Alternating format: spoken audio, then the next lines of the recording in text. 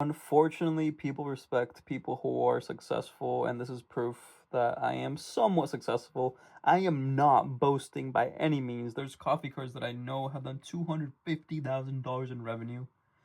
So it is what it is, but yeah. Hey guys, welcome to my channel. In this video, you're going to see the day in the life of a coffee cart catering business owner.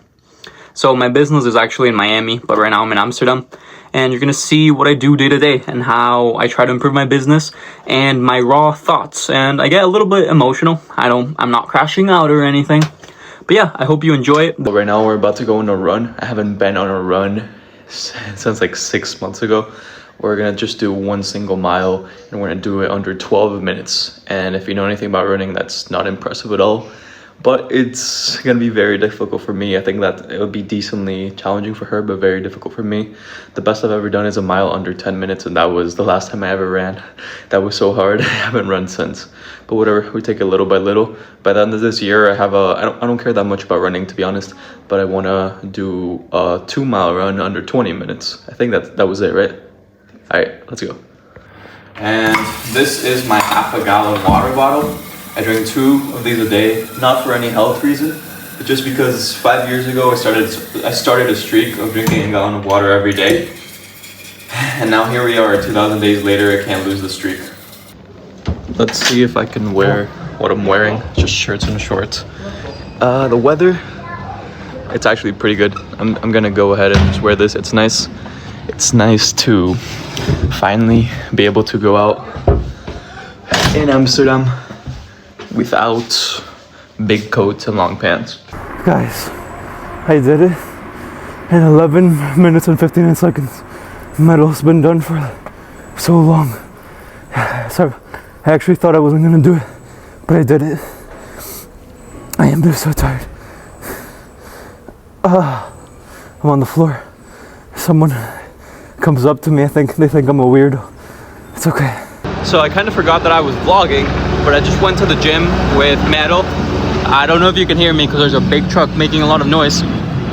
But we hit leg day, and now we're going to a coffee shop. Metal actually works at this coffee shop, but in a different location, but we're gonna get free drinks anyways.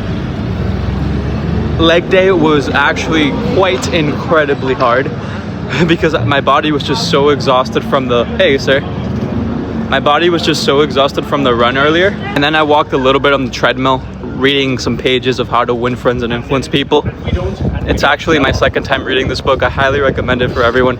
It's a classic for a reason. Ready? Yeah. Alright guys, so I actually have a coffee catering business. So I know my way around town. I have a coffee catering business for events in Miami. But I've been in Amsterdam for a couple months, so I haven't made a coffee in a while. Film where I'm going, like with the thingy. I don't know how to. I have a Marsoko, but I don't know how to use this one. Do you purge or not? Okay. And nuts. And then this one or this one? Okay. Just turn it like mine. Yeah.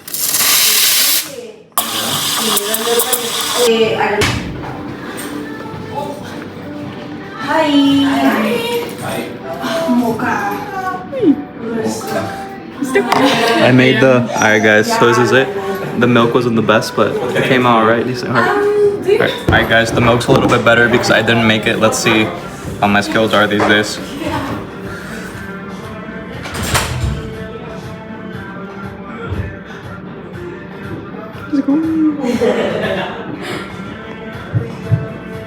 Hey, that's a little bit better. Not the best, not the prettiest, but that's a little bit better. So I got a haircut and I've been working for the past hour and a half. So basically a little rundown. I have a coffee catering business, as I told you earlier. I did a bunch of follow-ups. I made a quick menu for an event we're gonna have at the Biltmore in Miami. I did a couple emails. I sent a bunch of messages, nothing really that's growing the business, just kind of delivering the services, doing some paperwork, filling out some stuff for insurance, kind of boring stuff, to be honest. Meadow's going to the dentist right now, so I'm gonna accompany her to do that, and then I'm gonna do stuff that actually grows the business. I'm gonna be working on a Google Ads campaign, unless I get bombarded with a lot of administrative tasks that honestly happens pretty often at night. We're waiting in the dentist office, and I'm working on my phone while I'm here. I just spent like 20 minutes talking with ChatGPT about a follow-up. I should have just sent whatever. I think I was overthinking it. Follow-ups are like not fun because I feel annoying, and it's when you have to follow up this much, it's usually a high rejection rate. Maybe I'm just doing it wrong. I don't know. Filling up this bad boy again. And while I do that, I'm just gonna tell you, I don't necessarily recommend you drinking a gallon every day. To be completely honest, I feel no benefits. Maybe if I stopped drinking the water, I would feel them. And another thing I have to say is that I haven't ate anything yet because I'm on a calorie deficit, and I find myself to be able to stick to it better when I eat all my calories at night. I don't know if that's healthier, but it works for me right now. Maybe down the line, I'm going to reevaluate. It's probably because I like to binge eat and I like the feeling of feeling stuffed. It's bad. Right now, I'm in one of these pee places that Amsterdam has, and yes, I'm peeing. I stopped peeing, and they're pretty cool. Look at them. They're like public bathrooms. They're kind of stinky, but whatever. And I got a text message that of a lead, and they said that they no longer need a coffee cart. I don't know who it is, and I don't know. It stings me. It's not the biggest deal in the world, but it stings me. And I just had to find out who it is. And I didn't text many people today. I didn't follow up with many people today. I only followed up with big events, so I know it's a big event that we're not getting. Hopefully, I don't think our competitors got it, to be honest. But at least I followed up. I have to reframe it in a better way. So what I'm trying to do now to get over rejection is to just like focus on how I'm feeling, like be conscious of my heart rate, my emotions, my thoughts, breathe, and then try to think consciously of what the right mental reframe is. And for me right now, I'm happy that I put in the effort of following up, even if I seem annoying. Well, I know who it is. It was a big women's conference in Aventura, Florida. Chill. I followed up with her a ton. Whatever, I guess. Now we're just on a walk, and I will send her. I don't want to be like that type of guy that goes like, why? But in the way I do, it's actually valuable information to see if we can do something better. So I have a message to people that don't book. Totally cool you went another route. I'd be super grateful for your feedback just to improve what led to your decision. No pressure, just trying to improve. And by the way, I'm not trying to close things out and feel a sense of things being final, but instead I genuinely think this would be good feedback for us to see if we can improve in any way. Like, I literally would rather not send that. Just be like, totally cool, no worries. Would be easier for me. In general, that's something I'm doing by posting on social media. Not this video. I think this video is pretty harmless, but there's videos where I talk about unpopular opinions. And it gets a lot of hate. I've gotten a lot of hate in the past for a bunch of things. But this is me putting myself out there and reframing my mind. Becoming desensitized is something that will be extremely valuable for me and all of you, honestly. Something to think about is what conditions need to be right in order for them to actually pull the trigger and book us. These are the type of questions that we have to ask ourselves so we can make more money, basically. And this type of client is our ideal client. It's a expensive or high ticket, higher price. It's a conference. We want more of those. And something I want to do is start doing cold outreach to conferences. They would be my ideal avatar, ideal target persona type of stuff. and I gotta know them the best possible. So I don't know, let me just walk you through what I think I could do, what conditions need to be right. First of all, the most likely one is they don't have budget, but they also probably spend hundreds of thousands of dollars on the conference for thousands of people with big brands attending. So they don't have the budget for us, which means they don't see the value in our service. And how could we manipulate or influence people to see the value in this? Maybe it's impossible in short term just by talking to them, given our relationship. Maybe it takes years of programming them. Maybe we could do campaigns and content, but that's not the highest leverage thing we can do, because that takes a while and we can improve certain other aspects of the business. Maybe we charge too much. Maybe we would actually make more money if we charge less. There's also a chance that we could charge a lot more. I've heard of this story reading the book Influenced by Robert Cialdini that talks about this jewelry store and how the owner was delegating his work to an employee. And there was these diamonds or jewelry pieces, say they were like $50. For some reason, the employee added an extra zero and it was like $500. And now people saw them as worth it, and they actually sold out purely because they perceived the item to be higher value. That's something to ponder. I don't know, Meadow, what could possibly need to change in order for them to book? What could we do differently? Or what conditions in their mind need to be right? I guess they need to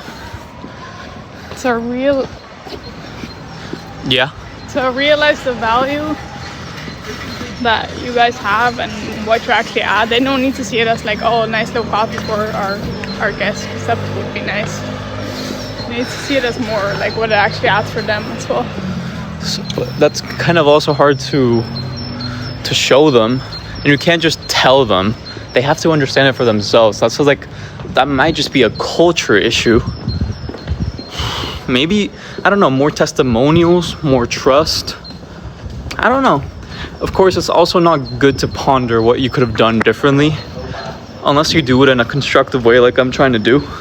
Maybe I could have made a decision easier for them, because when dealing with corporate events, I don't know, they probably just put on a PowerPoint or present it to the team.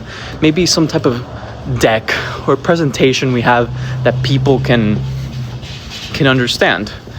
And we try to quantify as many metrics as we can. I don't know,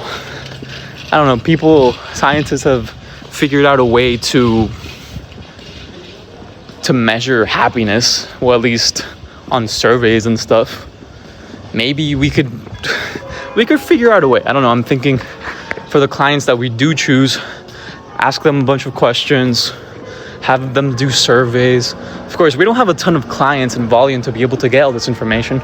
This is what businesses do, and it's actually kind of interesting. If you think outside the box, there's probably millions of things you can do if you care enough.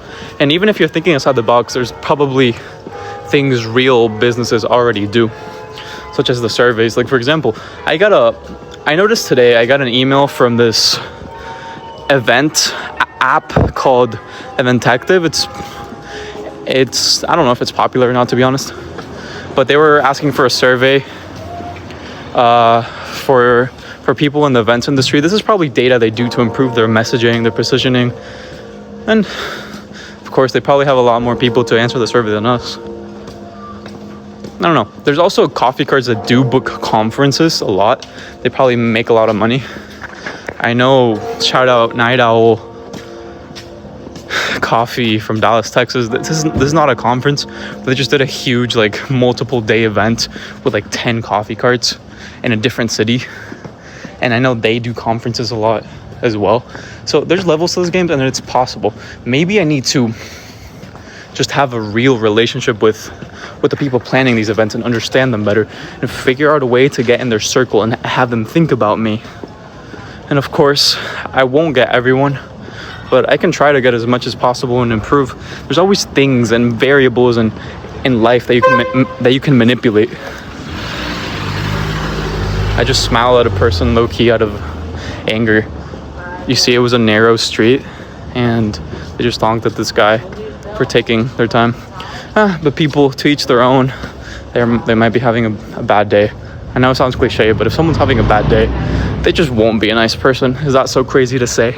I'm just here, and I still feel bad that we lost out on the deal. And you guys on the screen, I don't feel like absolutely horrible, but it's annoying. So I guess right now I'll try out this thing that I've been trying, is just like forcing myself to be in a good mood. Sounds like something people would advise against, but you know what? Freak other people's advice. It works wonders. And I believe the number one reason why it doesn't work is because you guys are prideful and you guys want to feel good and justified in your bad mood. So sometimes you just gotta like feel the feeling, accept it, and then I'm in a good mood, and we're gonna crush the rest of the day. Guys, I wish you guys a great day. Keep it up. All of you, I wish you a great day. Keep it up. Same to you. Thank you. All right, let's do one more. Wish you guys a great day. Keep it up. Have an amazing day. You too, please. Okay, they were a little bit more judgy, but it's okay. About to get rejected again, asking for a fist bump. Fist bump? Thank you, sir. Have a good day. Ma'am, have a good day. I did it. I accidentally called her a sir. That's just because I'm nervous. Hey, sir. Why is everyone dressed so fancy? Congress. Congress? Yeah. Cool. Just for you guys to see. They're all dressed fancy. And just like that, one of my follow-ups gave some positive signals. I just texted him. He replied within 3 minutes, kind of apologizing for taking long to make a decision. So to be honest, I feel like he's gonna book something. I don't know, to be honest. Maybe I'll give it like a 35% chance, which is really good. Because imagine 35% chance of booking a high ticket deal. Pretty fun. You never know. Good signs. Now we are back to work. I'm actually laying down with my laptop right now. I haven't ate all day, and I know this sounds unhealthy, but I've been still feeling kind of angsty and kind of bad. So something that I heard on a YouTube video of someone that I respect very much, shout out Charlie Morgan, and he admits this is unhealthy. But if you want to be successful, you have to be obsessive. So I'm trying to trick my psychology into associating feeling bad, and when I feel bad, I want to associate it with finding comfort with working. That's what he does. Like every time you feel something negative or really emotional, instead of resulting to social media or Instagram or junk food or drugs or drinking, instead to associate it with working. So now the bad habits that we always do are just usually because we don't like our current reality. So now my escape is going to be work. This is, I know, unhealthy, and I need to be eventually conscious if I have a family not to put work above them. So, but I feel like right now in the season that I'm in, this is something that I need to do because I work, but I know people, to be completely honest, people work harder, but I have to use my egolessness and take every unfair advantage, even if it's unhealthy. Let me take you into my work without revealing client conversations too much. Shout out AI overview. You can read whatever you want. But yeah, she basically is moving forward with our services. They already booked us in the past. People who book us in the past, repeat clients are book at a higher conversion than people that haven't booked us before. I think that makes sense. She's just asking if we can set up early, and I'm gonna say yes. Normally we charge more, and actually we are charging more because of this. I believe that she doesn't know that she already told me and that I charged her for it, so I'm just gonna go ahead and say yes. To be fair, guys, me speaking and blogging has kind of distracted me from my work, so just telling you guys I'm gonna do a search campaign for Google Ads, and I will talk to you guys later.